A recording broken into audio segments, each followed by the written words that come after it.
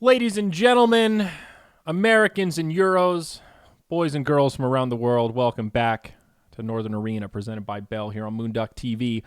WWD, them Wild Witch Doctors facing up against the South American squad, Infamous. We'll see how they square off. I'm Zyori, joined again by Mont Pax. Trent, baby, how you feeling coming into this one? I always feel like there's like just one letter missing. If only I had one more in there, so I could say like, what would blank do, and we could, make fun jokes. But they just went with the Wild Witch Doctors. Yeah. Maybe it's what would Jubei do because he's a blank name because it's just a bar. Oh, So we could say what would Jubei do, and What what would he would Jubei do? probably play Shadow Demon right here. I'll try One to would resist suspect. the urge to call him Barman, but I mean, God it's got damn a it. nice ring to it. Barman. I like how they're all tagged up as stand-ins as well. That's Oh, maybe Quality. they actually got switched then. I don't know. I remember Mike was saying that there was some issue with teams couldn't change. It's not like they just yeah, didn't 'cause- change their name. There's some bug, and they're Yeah. stuck with an old team profile that isn't actually what their new team is supposed to be. So They're all technically on Freedom, but they don't want to be on Freedom. They want to be the Wild Witch Doctors, but it won't let them be the Wild Witch Doctors. So there's a Valve error. yes, that's it. So that's why they're all stand-ins when it's the Wild Witch Doctors. So when we casted them before, it was Freedom, and it was kind of confusing. So this is where we're at. Faceless Void Undying, the opening for the Wild Witch Doctors. Wild indeed. Undying this early on. Not a hero likely to be banned out, I don't think, by many accounts, but They've been playing it a action-packed. ton, so yeah, I guess it's their guy. Respect Yeah. ban the Undying. they're digging it, man. I'm always up for an Undying. Very exciting hero. Sustainable push stuff. Throwing out some Soul Rips. Tombstone is hell to deal with. Very good for controlling up the Roshan pit. Throwing out some Decays. We kind of talked about like OD and heroes that like those fights that last for a long time. Undying is definitely one of them. Oh, yeah. That'll be Eagle because he plays the 4. Our drafter here. I guess that's why they get it first, right? He's drafting. He's like, yeah, Right. I'm playing Undying. Oh, and they go for the Beastmaster. Nice little semi, pseudo counter kind of with the aura. Help bring that thing down faster because it's based on attack hits on the Tombstone. Hey, yeah, look at that. There's some cool synergy there for sure. Similar Beastmaster versus like Phoenix Egg, for example. But another team rocking the Oracle in the Americas. Wow. It, gender neutral seems to be all the rage. I mean, Organic, it's gluten free, and it's gender neutral, baby. Welcome to Oracle. yeah. Somebody tweeted. I want to read this since Oracle was picked up. We read some of Oracle's lore in the last game, and somebody tweeted at me is Oracle's lore is quote Oracle is a prick, Oracle is a dick, Oracle is a twat, Oracle is a cretin, an asshole, and that's it. I don't That's what he understand. tweeted at you? Yeah, he tweeted that. Well, maybe he just really hates playing against Oracle. Can you blame him? Okay, I see. It's just not an alliteration, but a strong point that Oracle is just not fun to play against. Anytime you're about to have fun and kill his friends, he's there to pull a Toby, not Toby from The Office. Pull the plug, stop the fun. Oh, gotcha. Yeah. Yeah, not Toby Wan. He's all about fun. I think Toby's fun, right? Yeah, he's all about the hype, right? Yeah. Huskar banned out. Shocking. I can't believe the Shadow Demon has made it this far. He's been the big guy. First pick goes to Wild Witch Doctors. I wouldn't mind picking it if I'm It's them. like, are Wild So- Witch Doctors the only team crazy enough to prioritize an Undying over a Shadow Demon in this meta? Goddamn right there. I think they're gonna take it here. I think. They've been playing a lot of Disruptor as well, so he's a pretty solid hero. But I mean, who can turn down this guy? Yeah, I like Disruptor. I feel like I haven't seen him. I don't think we've seen him once in the games that we've cast. I remember one tournament. really defensive Static Storm, so maybe there Oh, must have yeah. been one game. Maybe But I once. mean, I also watched the other night, so I don't really know. It all does blend together. I've been all about the Northern Arena Beat Invitation, presented by Bell.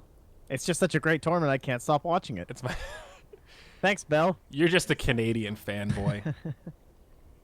I can hear it in your voice. Because they have the best admins and owners. That's true. Top quality admins. Axe. Ooh, the red man. Multicolor All right, so we strap. saw this the other night against the Mason Sack. Mm-hmm. I think power of the Undying Axe, man. Yeah, I was just gonna say there's some cool, just natural synergy between those two. You have to clump up to kill the tombstone. Axe tends to thrive when you're all clumped up, and it's scary. And what's scary about it is if you go all in on the tombstone and then Axe does manage to interrupt you, you're stuck in a berserker's call with all that pure damage from the counter helix coming on top of zombies that slow you down, do all that extra damage. Like it's just so potent. And even furthermore, it's just great on AoE synergy. You know, you've got the decay minus strength. Axe comes in, he's doing even more damage to you now with all of his pure damage. Like these two can really bully an off lane, no doubt about it. And they actually ran this the last time up against Infamous. They did Really? it was Faceless Void Undying Axe, and then it was complemented by an OD for WWD in the mid lane, and then a Vengeful Spirit for Jubei. Okay. But kind of interesting. I still think with Shadow Demon in the pool, it's kind of tempting to take it. Like, very good up against Ursa. You can throw it a Purge to slow him down while he's enraged, make sure he's not doing anything. Syncs up as a nice little follow, like an initiation for an Axe, especially early on in the game. If you want to maybe come out of the jungle before you have a Blink Dagger, he ends up doing some jungling again. I remember that's where he spent the majority of his time last time. But they're going for the Kunkka. So they love these greedier drafts too. Yeah, but this is some. I mean, it's for melee, which is potentially counterable. Maybe not so much. I mean, Omni certainly it helps with that. Like, yeah, the short range of purification and everything is actually true. crazy against all these melee heroes. That's true. But crazy team fight, though. We've seen the power of Kunkka with Void. If they're against each other, Kunkka can be a pretty effective counter, but together, obviously, it's just great AoE damage on top of the Time Warp. A lot of catch as well. You've got Blink Dagger Axe, you've got Kunkka with an X, and like you mentioned, it's pretty greedy. If this ends up going late, all of these heroes can scale decently well, and Dying falls off a little bit, but still just having an AoE damage amp can be really good for farmed cores. And on top of that, the position for Kunkka that, you know, goes for more damage-based items, the early armlet, the Tidebringer, he can become a core before too long and just a little bit of farm. So we'll see what they want to grab with their final picks. Terrorblade now, the 5th ban from the Wild Witch Doctors, and Stinky Viper from Infamous. Interesting. I guess that is like the... Okay, they wanted TA. That explains it. Right? Infamous Dota, man. This is their There big you go. hero. Kataro Dota. He's tagged up as LGD, ZSMJ. SGTY. Kataro himself. yeah. Not CTY. I don't get it, but I like it. Kataro. Kind of wondering what Mike's hero is going to be now. I guess maybe he's going to be the Axe player. I don't know. I've only seen like Jubei was taking up the Axe for the most part. They were doing like a supporty kind of annoying ass Axe thing, and he's played a little bit of Faceless Void though, so maybe that could be it. Yeah, I'm not sure. I was thinking, what do they take here? It'll probably be Ike's Mike Axe, and then the Kunkka supporting with the Undying, Faceless Void safe lane. But now, they've run Void mid. Someone's been running some Void mid, so there is the potential for that. It's up against a TA, though. Doesn't really sound like a lot of fun. So what do they put against the TA, though? What is the dream matchup here? I mean, Viper actually could have fit into their draft pretty well. Aside from just the counter in TA, that the point at which he comes online, great to fight her on Chronos, great to have with an Undying. I mean, they could take something like a Razor, page out of the Eternal Envy book. Yeah, that's pretty nice, actually. Again, another hero that likes those longer duration fights, too. Would sync up super well with them. Actually, I had to like double check that it wasn't banned. That sounds pretty damn good, dude. The only... Yeah, no, I'm pretty down with Razor right now. There it is. Attaboy. Look at this guy. Sometimes you get him, man. Sometimes you get him. That's a damn nice pick. Easy Dota. Shout out to Eternal Envy. It that far because everyone's been banning Razor. Yeah. Like Razor and Omni Knight have kind of been two of the bigger heroes this tournament. The Americas. Welcome. Where Razor and Omni Knight shine. And Undying. Interesting drafts, though. It should be a fairly high-octane game. I think Wild Witch Doctor is obvious what they want to do. Team fight around the Chrono. Use that Undying, Axe combo, Razor, Kunkka, all heroes that can fight pretty early on, just with a couple of ultimates. Infamous, probably going to be a little more patient. Need to... Uh-oh, I timed out. Aim. Oh, no. Oh. Is it patch? What day is it? Is it Tuesday? Is the patch out? Rehost, I think server crashed. Oh, biscuits. Like saying too. Well, biscuits and gravy. All right, I just did my Europe trip. Can I just say one thing that was surprisingly disappointing? Sure. A full English breakfast. A full English breakfast. Okay. Like the all the the sausage with the bacon and the egg and the beans and the yada yada. Oh, poor network conditions have been detected and this game will not be scored. It is now safe to leave. Well, thank God. 'Cause Okay. Didn't want to leave anything on that. We'll lose it anywhere. But I don't know. It was like I was kind of excited. I remember, so the first time, not the first time I ever traveled abroad, I went to the Caribbean and Costa Rica when I was pretty young, but the first time when I was almost of adult age, so my parents got divorced, my mom was with a new guy, he died, and then she went on this whole, oh, we need to experience life before we all die, life is short, let's spend all of our money, whatever. So we planned a trip. Myself, my sister, and my mom, we went to the UK and we did a little old person style 10-day bus tour that went all the way around through England, up into Scotland, back down through Wales, and you see Stonehenge and Buckingham Palace. You see all the shit, you catch everything. And I had the same thought. I remember the first day we woke up in the hotel, and we went down for breakfast, and we were like, these are lunch meats. They are by definition for lunch. None of this is breakfast food. It took me a few days to adjust. I kind of like it now. It makes me feel like I'm living life on the edge, but then it freaked me out. I'm not into beans. Living life on the edge, dude. Yeah, man. I like it. Sometimes you got to get in there. But it was a weird trip. It was fun and kind of cool to go to another country in like the safest way manner or possible, where you're like going to tourist sites, sitting in a bus with someone else, like dealing with literally everything that is a logistics headache. That's kind of reassuring for your first big trip away, but yeah, a lot of old people. We were the youngest people there by far. Oh yeah, ours was because we did a part of our trip. We did a bus tour thing too. That was and it was a lot of older people, but fun. It is. You were right though. It's so nice, just like sitting down, going to sleep. Well, and suddenly you just wake up somewhere where you're like, oh, I'm gonna go do touristy things all day. Yeah, great. Did you see Stonehenge? I did not. I didn't do much. I only did London in Great Britain. Right. Well, you didn't miss much. I think Stonehenge might be one of the more disciplined. Is it a wonder of the world? How many wonders are there? 8? 9? Well, there used to be 7. 7? 7 wonders of the world. What? Okay. What do you mean there used to be? Are there more wonders now? I don't know. Okay. I mean, there's like it's stupid because there's like the bigger wonders that aren't technically wonders. There's like the ancient wonders where it's like all the things from civilization. All right. I don't care about any of that, but I don't know. It's really just, it's cool to think about. Like, whoa, those rocks aren't from there, man. They've been there forever. How'd they get the rocks there? Like, that's kind of a cool, like, let's have a few drinks and talk about the world type conversation. To actually go see the decrepit rocks, they just look like old shitty rocks that it doesn't really register. And I think some of it is probably going and being able to like touch it and walk in it, but you can't do that anymore. They say that all of the cumulative footsteps like add up over time, and then it will like over the course of time simulate an earthquake, and it will make it deteriorate faster. So now you have to stay like 100 meters back or something. It's a really far distance. And it's windy as fuck because it's a big open field. So you're just standing there getting blasted by wind, trying to look at these rocks and binoculars, just like, it's really terrible. Don't do it. Don't pay money to go see it. It's stupid. It's a cool concept. It's a cool, like, hey, let's talk about theories. Yes. But yeah, the fact that I went there, I do not feel good about it. You can go to the British Museum, the National Museum, right? And you can just see one of those Easter Island head statues. Mm-hmm. That's like pretty much just as cool as Stonehenge. Yeah. But you can actually go up to it. Yeah.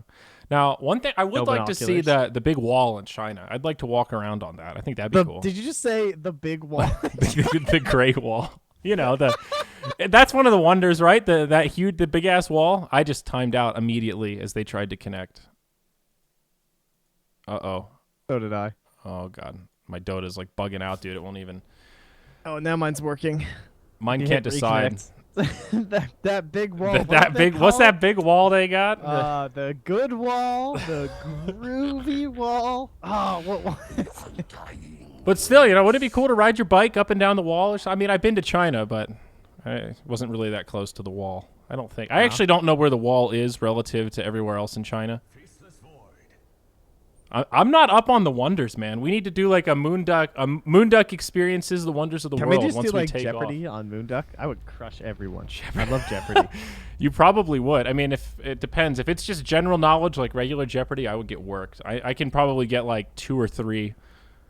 I'm pretty bad.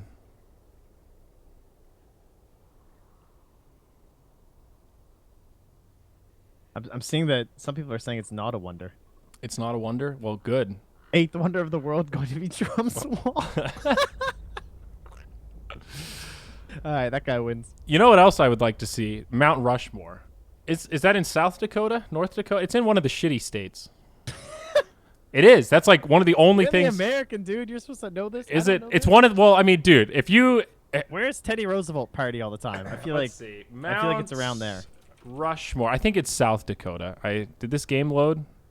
Yeah, we're in. We have to talk about the. It is. It's Keystone, South Dakota. I knew it. See, I shouldn't have second guessed myself. Come on. No, you're great American, dude. Okay. You're a patriot. You did it.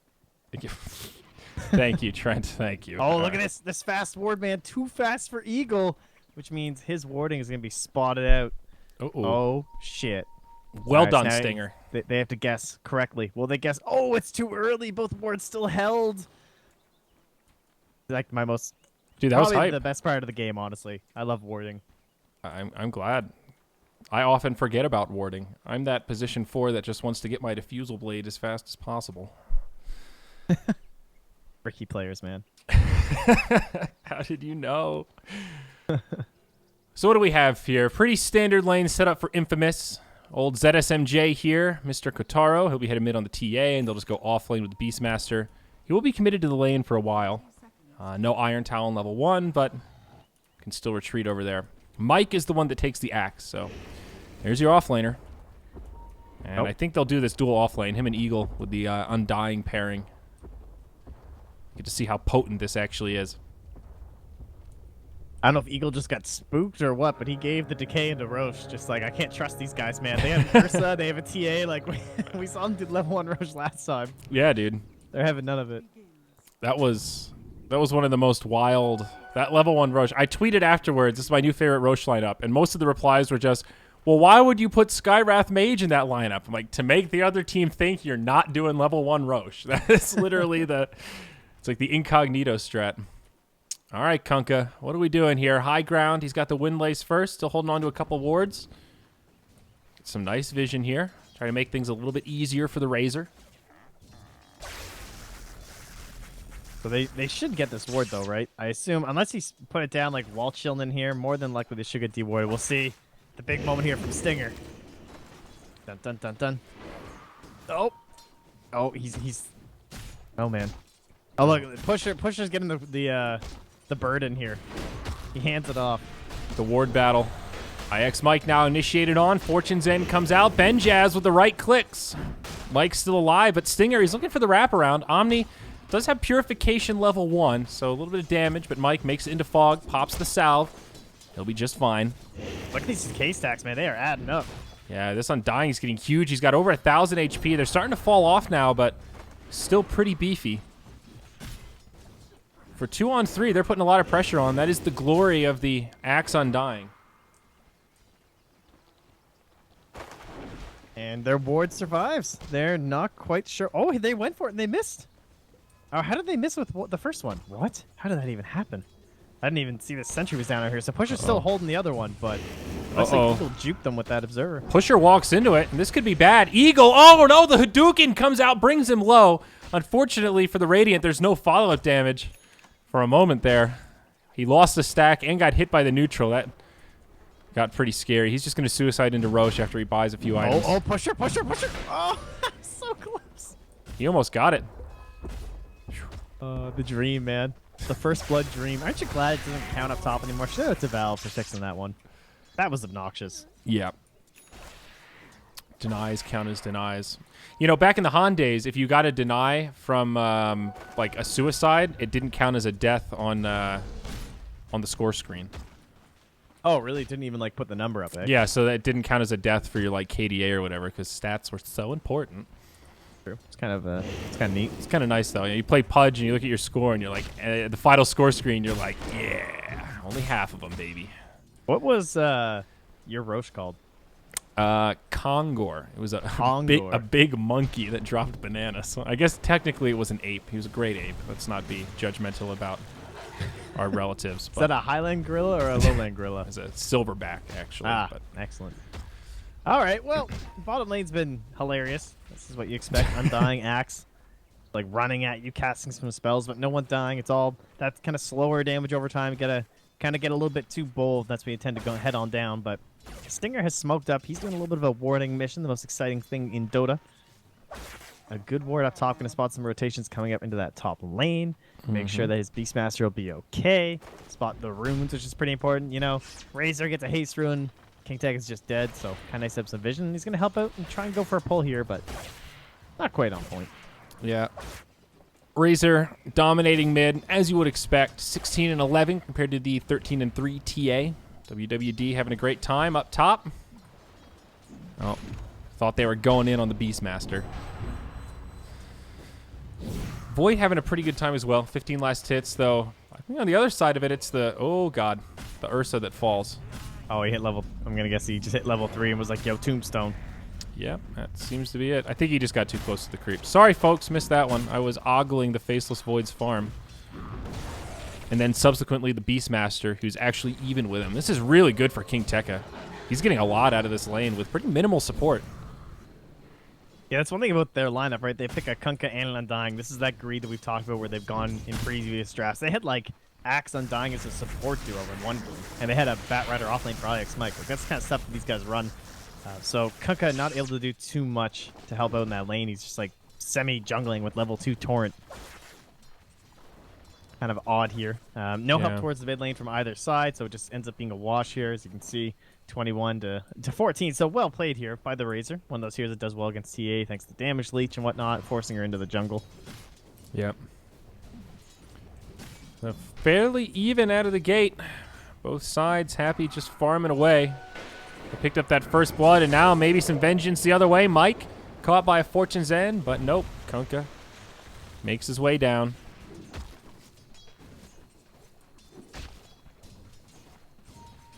Back to farming we go. Phase Boots, though, up on Ursa. Has a little bit of chasing power. That's super important against an Axe and Undying. I don't think you'll be seeing them too often down here unless they're, like, full mana, right? Coming out for an actual assault. Yep. You don't want to be just chilling around, taking non-stop stacks of the old Fury swipes here. I wonder why Boris is tagged up as Monk. I wonder what the correlation there is. I don't know. Boris things, I guess. Just because it would be his pub name, because it's not his team. Is that right? Oh, right. It's your different handle, so it's all the pseudonyms. Yeah, okay. Yeah. All right. That makes sense. Dota 2. Dota 2. Yeah. Oh, one thing that thought of during the draft, I don't think we mentioned it, was the overpower is really nice against Undying too. Like, they have a lot of really good stuff for the Tombstone. You already have, like, the natural range of someone like the TA. You have the great base attack time of an Oracle, which is, you know, it's like Juggernaut, right? It's very fast, very quick, and we all know Tombstone is all about those attacks to destroy these days. There's no HP, so have to be pretty wise on the placements here from Eagle, or else it's just going to go down very quickly. Here we go. Tombstone deployed. Very nice. Razor starting to steal some damage. TA makes it up to the high ground as they pull back the Omni. Stinger will be first to fall, and they won't pursue any deeper. That'll make it 2-0, though. Nice little gank there for the Dire. Poor Omni Knight, man. These early levels, he just feels so weak. He's level 3. He hasn't even used his third skill point. Poor guy. Guess he knew it wasn't going to help. Yeah, I don't think DJ Nora was going to get him out of that one. This stuff's really important for them, though. Just like, you're running, again, Kunkka Undying, so they need kill involvement things. They don't really want to be just chilling up here, pulling necessarily the whole time unless they're getting, like, perfect experience. They'd rather just be putting on that pressure, getting kills, getting levels. Yeah, look how high Jube is, man. He's like 5 and a bit, and it's only 7 minutes. Great for a support, and they've got the Chronosphere up here as well, so once he has the boat, it would just be a free kill on this Beastmaster. Yeah, he's gone for the 3-1-1 build. 3 points in Torrent. Going for maximum damage once you catch somebody with the X. You can kind of max out the X and just go for pure initiation range, and we've seen the Tidebringer more of like the farming harass build. So kind of cool that like Kunkka is so variable right now that even in the support role you see a variety of builds like this. It's also ridiculous, just like his build is done right now. He has Brown Boots, Windlace, and Raindrops. That's all you need on this hero because his mana pool, like, look at his Torrent cost. It's only 110, and then X is 50. So you actually get enough regen out of just raindrops to be able to be an effective roamer like the whole game. Yeah, it's pretty insane. I would think with how much farm he has, he'll probably just go straight armlet. I think that's pretty likely. WWD up on the high ground here. They might find Omni. Mike hits him with the Battle Hunger, but repels there. And Stinger makes it back, no problem. I think the armlet Kunkka will be great this game. Just transition really into that right-clicking core. I mean, why not? Oh, what a steal here with the tombstone into these ancients. This is huge. huge. They have vision, but what can they do? They can only leech with Stinger. My God, every time I say that, I get flamed in chat. But just, you know, for you guys who are flaming, it got changed back. You do leech ancient experience, so Yes. please just don't. You can also just test it and It tilts me seeing that. Dude, you can try it in your pub game. Stand next to the ancients and you will get experience. I did it yesterday. Can confirm firsthand. Every time I say it during a cast, I see it. Dude, actually, Fogged got triggered so hard at it was either the summit or the last hub we were at, because people were flaming him when he said that. He's just like, he literally just hit level 6 next to the ancients. It's not magic. It's it's a mechanic. Goddamn. Dota. All right. Undying, almost level 6. Big What flesh is this? golem inbound. What is WWD doing? Was he watching the last game? What are we looking at? That's a headdress. Ooh. Is he bringing it back, baby? Are we in like the olden days? Is he? Can I get a mech razor here? Is he really going to do it? Might's in a little trouble. Pretty speedy. Guitarro trying to chase him down, but now they turn. Eye of the Storm gets popped. X into the torrent. Boat pulling back. Good night, TA. The stun connects through the refraction, and they'll find the kill. Razor gets credit for that one. 3-0. That's a mech, dude. That mech is done. It really is a mech. Look at the game for it, though. It's perfect. He already has plenty of damage coming in from all these other heroes. There's no, like, I don't know, kind of wimpy support on their team. You know what I mean? Yeah. Like, this is a Kunkka, an Undying, and then there's an Axe, too. All these guys, they're all beefy. They're all brawling. Everyone's going to be running in together the whole time. 5-man Dota. And perfect time to build a mech. They've got a heavy melee lineup, so people are naturally going to be pretty grouped up. Should be fairly easy for him to get more healing done than Envy did in the last game on that OD. Good stuff, man. Digging it. And we'll see how this works. The only potential problem is just mana. With this mech build, that's why it fell off. Yeah, it's almost half your mana pool to use just the mech. And I mean, his other spells aren't super mana intensive, but you kind of want to be able to spam out the static link as well as the plasma field. So it does present kind of an issue. And we've seen BOTs be so popular, it's not like you can just remedy that with some arcane boots and go guardians. Yeah, that's why it's so important that, like, Jubei went for he's not going armor. He has to finish at the arcane boots first, just because it is so important now that this mech, there's a mech on his Razor. Oh, speaking of Razor, up top, initiated on by the Primal Roar. A lot of follow-up damage here. Kunkka on the way. Though. Boat helps his friend out, gives him the rum.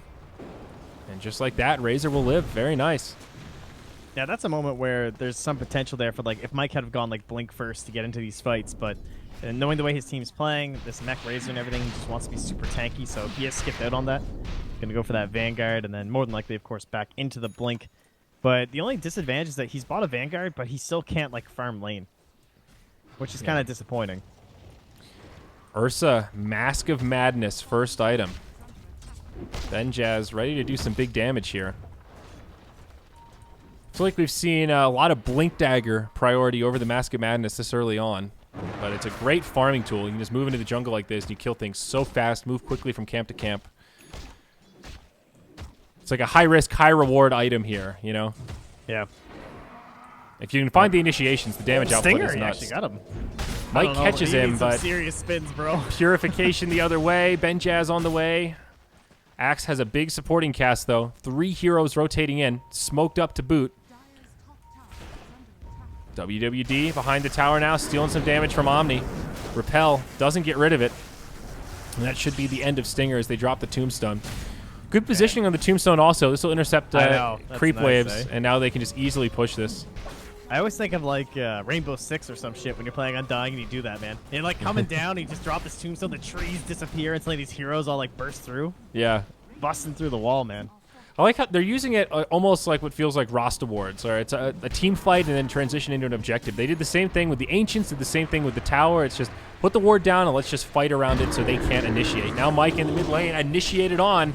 Huge Vanguard damage Dota. coming out from Benjaz. The right clicks are just too much, but now Boris, he's here with a chrono on 2. Pusher outside, false promise available if need be, but Fate's Edict onto Boris will be enough for now. No follow-up damage, and, well, the chrono looked pretty, but really doesn't achieve a hell of a lot. Top lane, King Tekka runs into the trees, and I guess knowing that Juve can't get there in time, they won't even go for it. But yeah, you can see right there, like, Vanguard is still amazing this game. It's certainly not going to take anything away from it. It's against TA, and it's against Beastmaster, who's, like, the dream to have Vanguard against, so it's still the right item, but it's frustrating when you're up against an Ursa who just does not care about it at all. Yeah. The least effective Vanguard hero in the game when he's jumping on top of you, so... Yeah, no doubt. Mike will definitely be moving towards that blink next. Still need the initiation so you can catch him. Speaking of which, double blink now finished up here for Infamous as Ursa's about to pick up his too. Yeah, TA's just now comes out. So this is where Ursa gets a little bit scary with the Mask of Madness. I mean, now his burst potential, if he catches somebody, is nuts. Even with these beefy cores, Undying, yeah, he's strong, but he's not going to live too long against that Ursa. And we talked about like damage over time too. It's a big theme of WWD's draft, and that's one thing that doesn't really punish Mask of Madness. Like of course, you're still, adding more and more damage. Like there's no doubt on that. But when you compare that to being like, Mask of Madness, and you get fingered by a line or something, and suddenly you drop like 60% HP. It's not the same kind of a punishment when you're dealing with a lineup like Undying and Axe Spins and everything like that. So that's a good point. Pretty cool Mask of Madness game overall. We'll see how it works out with double blink daggers. It should be time to strike for Infamous. Maybe try a smoke play of some sort. Looks like they don't have. That they've got 2 on the Beastmaster. Which one? We're spotting out the TA traps up here in the TA, so WWD's like, nope. TP's home. Probably could have TP'd bottom. Oh, Mike goes bottom. Primal Roar from King Tekka defensively.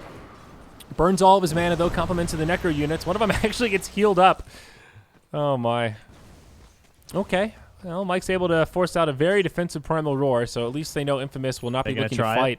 They're going to go right into the Roche pit. This is bold, but I really like it. Yeah, they just push them all back. They use the Roche. They know the Ursa's up, or rather, they use the Roar. They know Ursa's up top. Yeah.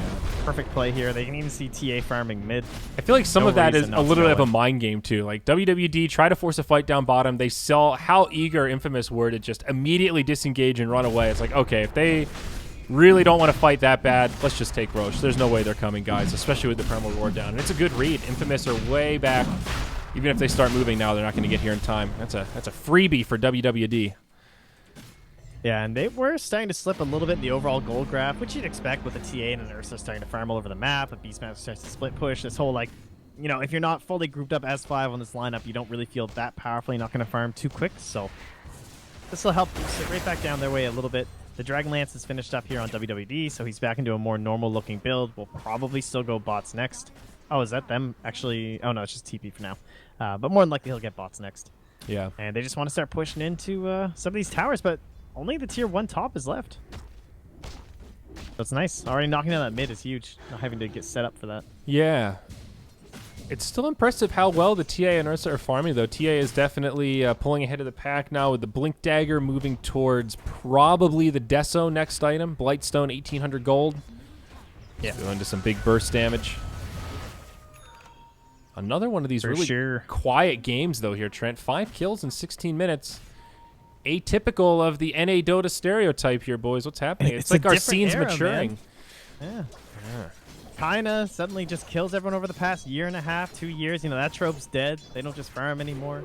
Or maybe it's just because everybody wants to go to the Canada land so bad. Boris initiated on Primal Roar. They drained his mana so fast, not even a chance for a time walk away.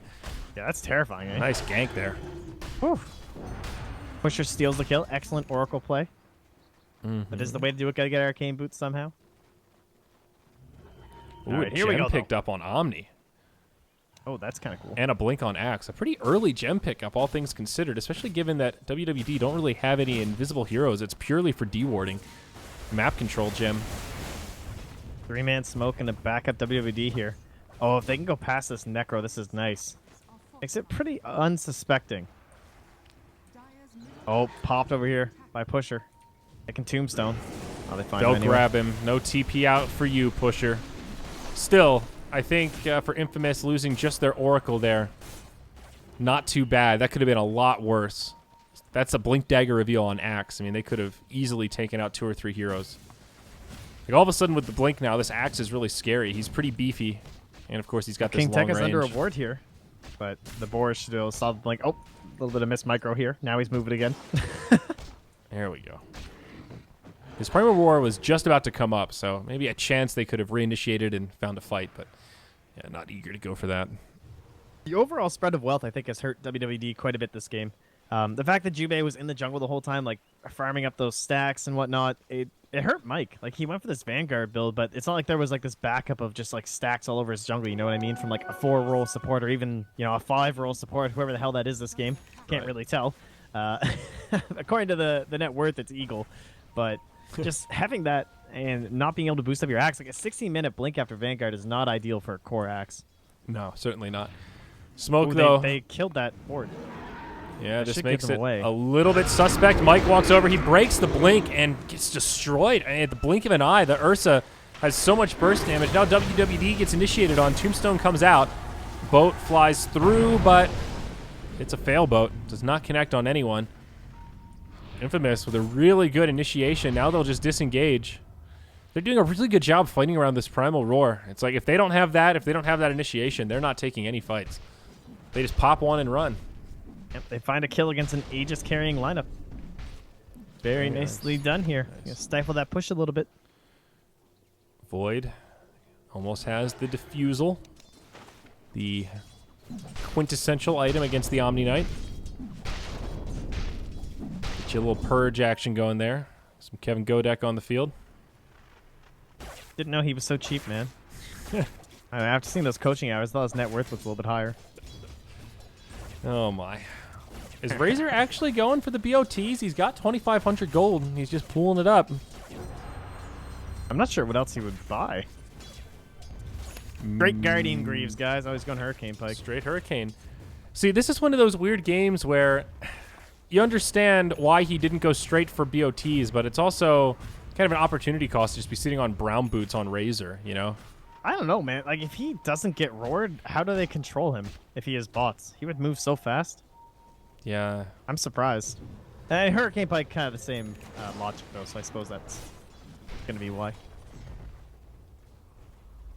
All right, TA with Desolator up. She's still looking pretty fat. 1,500 gold past that. Kotaro, the classic for Infamous. Microed Courier? Radiant? Oh, and now WWE just left without calling the Courier to himself. He has left the Courier sitting under a ward mid. If this dies, dude, I'm going to be so tilted. Either way, I just want to say, though, it actually makes way more sense than I think about because of the int bonus on the Razor, so to help out with his mech. Because you can see in that last fight, he also couldn't even use it, but... All right, Courier is saved. That was actually close, considering there was a blinking Ursa and TA. Where's this Courier from? I don't know if I've ever seen this thing. The genuine stag lift? It's kind of cute. Was it a... I don't know. I'm actually not sure. Is it a dog? I think it's a donkey, right? Oh, it's the donkey. Okay, I thought it was a horse at first. Didn't make much sense to me. Okay. Blink Dagger now up on Beastmaster. Man, he's been getting these clutch Primal Roars even without a blink, like just the Necro 3. Now they've got 3 Blink Daggers, 3 great ways to initiate. Starting to feel great Hawks too. I feel like that was what was really helping him out. Starting to feel more like Infamous. They're kind of in control though. I mean, they've got a nice little gold lead for themselves. 2K net worth, about 3K experience. We'll see WWD smoke up and see what they can grab here. There's a pressure on this lineup and their itemization to do things as a 5-man squad, and Infamous are playing around that really well. Like blinking TA, blinking Ursa. And now they predicted they're going for the TA, and they're trying to wrap around behind. Smoke on smoke. Who's actually going to catch who, though? Mike goes in on the Stinger to start it off. He'll get the false promise. Boat comes flying across. Boris now in the middle of the fray. Could be in some trouble, but it's Stinger that should die first. GA from Omni. Not going to save him. And it'll be a fast 2-0. WWD take the fight. Infamous just couldn't find the right angle there. Kind of an awkward way to engage. Yeah, it's like the worst part of that. This was the only way this plan really failed, I feel like, is when they bump into each other here. Because if you predict that play happening and then going onto your TA, you're thinking they're either coming like this or up over here. So if you engage them from this area when you're up on even footing, that can go so well for the Radiant side. Like, chaotic little fight. They even got the roar onto Monk and started burning his mana, so there wasn't anything left for the Chrono, but it was already too late at that point. Just the rest of WWD running them over. Yeah, I mean, it's all about the catch for Infamous. They don't have that big disable like the Chrono, so if they whiff the initiation, the rest of the fight gets really hard to deal with. And again, all that catch we talked about makes it hard to get away. They had to scatter in different directions and still lost too. Kunkka on the high ground here, probably just a sacrifice tower, it seems. Glyph comes out, but no real defense coming its way. Important to mention that gem did fall into the hands of Jubei now. Very disappointing for the Radiant. Like TA traps, goodbye. Running into random hawks, goodbye. Tough loss. Yeah, that's huge. Set up nicely for a little bit of a backstab here. Feels like Infamous aren't really sure if they want to defend this tower or not. They're kind of grouped up behind it, and WWD are playing cautiously. They secure the deny. Nicely done by King Tekka. Kind of like they have Roar, but they also know that Chrono was never dropped, so it's a pretty risky fight to go into. Yeah. Oh, there's our boss now for WWD. I'm more surprised they didn't just sack it and try to split farm during that time while they were taking the tower, but BOT's on the Razor, yeah. Now super speedy, running at 460. Who do they find here? Uh-oh, it's Kataro. IX Mike catches him in the trees, and WWD stealing a lot of damage, up to plus 200 now. TA should not be able to get away from this one. Eagle now cutting him off. He does have a lot of friends inbound. Oracle, can he get there in time? The answer is no. Razor will finish him off and even get a Hawk to boot with the Eye of the Storm. Meanwhile, on the other side, King Tekka caught by a Chrono boat. An easy twofer. Bogo. Oh, and look at this Roche timing. They find this with... Oh, they get an illusion rune so they can just camp it. That's huge. No, oh, no! Camp it, Boris, camp it, no! I mean, it's so unlikely. Like, it's such a fast spawn. Yeah, this is crazy RNG, actually. So, understandable why they just assume it's not up, but with the illusion rune, that's just... It hurts a little extra bit. Especially since they're not even doing anything with the illusions, just bringing them into the lane. Oh, my. That's a great example, though, as to why they are splitting the map. They're playing it really well. WWD managed to catch out the TA, but that's where, although they've adjusted their play style to try and fight up against WWD and to do the split push style, they don't have the right heroes for it in other ways. TA and the Beastmaster and the Ursa are great for it, but they carry supports, an Omni Knight and an Oracle. Like, they just do absolutely nothing when they're not with those guys. Go, Ursa. He's got the repel. He's heading on in, but IX Mike with a counter initiation. He isolates Stinger. False promise. Keeps him alive. Boat comes in. Not enough to finish him off.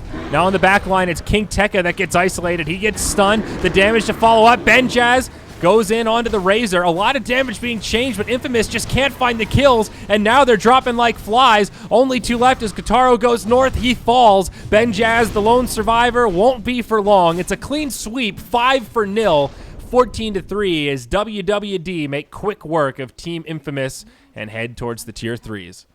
Who needs an Aegis? It's fine. Life's good. Very impressive fight, though. That was one of those just like, there wasn't anything particularly crazy, just WWD outlasting them. They had more damage. They have more sustain with the Undying. They've got more control with the Chrono and the boat. They just had a little more of everything. A little more I mean, getting down Stinger, too, is super important, right? Like, yes, that's true. That is like the target you want to catch, right? Yeah. Oh, Pusher. My God. How is that sick so GA? Just do? That was definitely not the Guardian Angel play. Stinger repels off the X. Damn, that was a 350 damage Soul Rip. What is max damage you get on Soul Rip? It's pretty big, actually. It's 30 by 16. 450? Oh. Quite a bit. Like yeah, around there. And then, you know, magic reduction, blah, blah, blah. Oh, yeah. That's actually a nuts amount of damage, though, if you think about 6-second cooldown. Yeah, exactly, right? Like, on a tanky survival hero that wants to be in the middle of the fight anyway, and he might be, like, Flesh Golem at the same time, too. Yeah. I think Flesh Golem, a very easy spell to underestimate. Another... You've got to love how it works on Roche, too, by the way. Oh, yeah. Interesting mechanic. As if he wasn't good enough in the pit with Tombstone. Another easy Roche, though, for WWD. Oh, nice. Do the dance, Eagle. Whoa, the funk. That's a weird sound effect, I have to admit. If you're not ready for it, it sounds like your processor's melting or somebody just dropped your computer underwater or something. Or Alchemist is taunting. Yeah. It's one hero or the other taunting. Just need to get a tune playing the Undying. These cores starting to get out of control, though. Force staff now up on Axe. Voids had the defusal, now has a completed Manta style. Razor, 1,600 gold. Past the Yasha. And Kunkka's got a damn soul booster. What are you doing? Get a Bloodstone? A little Octarine core? What the hell? What the hell is this? For a second, I thought you said a point booster. Then I clicked him. I thought it was like, oh, cool. Is he going eggs? Like, are we getting something a little bit clowny? Well, it is clowny, but it must be Octarine core. It's like way better than a Bloodstone on Kunkka, but it's still funny. Octarine, though, is kind of neat. 40-second cooldown on Ghost Ship gets really low. He gets Primal Roar. You better X. Oh, God. That was scary. He was carrying the gem, too. I guess maybe that's worth it anyway. He's X. Yeah. Like Dota. Primal Roar on cooldown. And now they want to fight. Stinger playing some Ring Around the Rosie in the tree line. He is surrounded. The Holy Knight brought down by the Lightning Revenant. 16 to 3. Jesus. They might be able to find some more kills here. I mean, Infamous are just getting picked apart at this point. They're trying to split push now with TA down bottom. She has a double damage rune, so I guess this could be okay in theory.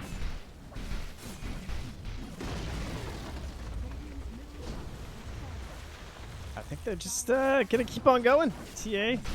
Don't know TV for 13. Oh, geez. Uh-oh. That's ugly. Still have Aegis. GG. Yeah. Go next. GG. Nice lineup. I liked it.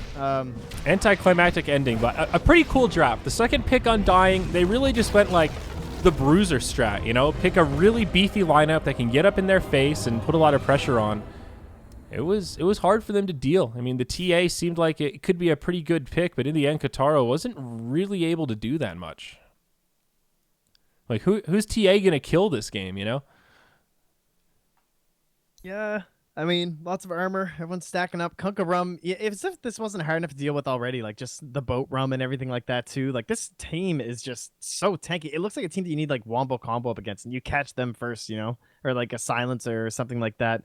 And if you're running into them, they didn't have any way to outlast them because they never got off any Omni spells. No Guardian Angels. There wasn't that fight where Omni and Oracle are in the backlines throwing out repels and false promises and Guardian Angels on top of an Ursa and a TA. And you think about how terrifying that could have been. But with a single pickoff oriented offlaner in the Beastmaster, you don't have like this Chronosphere or anything that helps facilitate that, where you're like holding two other heroes and doing something. It's like we roar, we try and kill one person. If that doesn't work, we lose the game. Mm-hmm. Pretty much it. Well, game one in the books. Pretty convincing. 3-16. We'll see what game two has in store. Infamous versus the Wild Witch Doctors. Potentially the last game of the night. Coming up next here, folks. Thank you for joining us on Moonduck TV. I'm Zyori. He's Modpax. We're coming back after this break.